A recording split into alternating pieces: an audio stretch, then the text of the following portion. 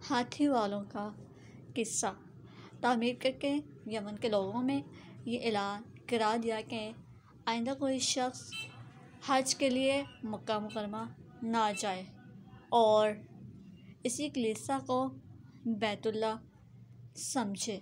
اس اعلان سے عرب کے لوگوں میں غم و غصہ کی لہر دوڑ گئی۔ پھر ان میں سے کسی شخص نے رات کے وقت اس کلیسا میں جا کر گندگی پھیلا دی۔ ابرہہ کو جب یہ معلوم ہوا تو اس نے ایک بڑا لشکر تیار کر کے مکہ مکرمہ کا رخ کیا۔ راستے میں عرب کے کئی قبیلوں نے اسے روکنے کی کوشش کی، لیکن ابرہہ کے لشکر کے ہاتھوں انہیں شکست ہوئی۔ آخرکار یہ لشکر مکہ مکرمہ کے قریب ایک جگہ پہنچ گیا۔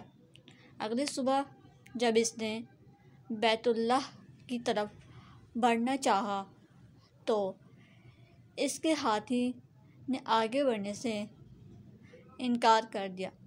اسی وقت اس کی طرف سے عجیب و غریب قسم کے پرندوں کا ایک گول آیا اور لشکر پر چھا گیا۔ ہر پرندے کی چونچ میں 3 کنکر تھے جو انہوں نے لشکر کے لوگوں پر برسانے شروع کر دیے۔ ان کنکروں نے لشکر کے لوگوں کے جسموں کو چیر کر رکھ دیا۔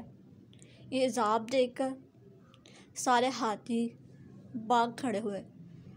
لشکر کے سپاہیوں میں سے کچھ وہیں ہلاک ہو گئے اور کچھ جو بھاگ نکلے وہ راستے میں مر گئے۔ ابرہہ کے جسم میں ایک ایسا زہر سرایت کر گیا کہ اس کا ایک ایک جوڑ گل سڑ کر گرنے لگا۔ اسی حالت میں اسے یمن لایا گیا۔ وہاں اس کے سارے بدن سے خون بہہ بہہ کر ختم ہو گیا۔ اس کی موت سب سے زیادہ عبرتناک ہوئی۔ اس کے 2 ہاتھی باندھ مکہ مکرمہ میں رہ گئے تھے جو اپاہج اور اندھے ہو گئے۔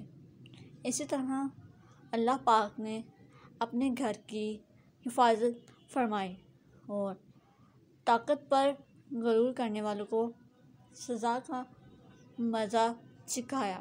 قرآن پاک کی سورۃ فیل میں اللہ تعالیٰ نے اس واقعے کو یوں بیان فرمایا ہے: کیا تو نے نہ دیکھا کہ تیرے رب نے ہاتھی والوں کے ساتھ کیا کیا؟ کیا ان کے مکر کو بیکار نہیں کر دیا اور ان پر پرندوں کے جھنڈ بھیج دیے جو انہیں مٹی اور پتھر کی کینکریاں مار رہے تھے، پس انہیں کھائے ہوئے بھوسے کی طرح کر دیا۔ آیت 1 تا 5۔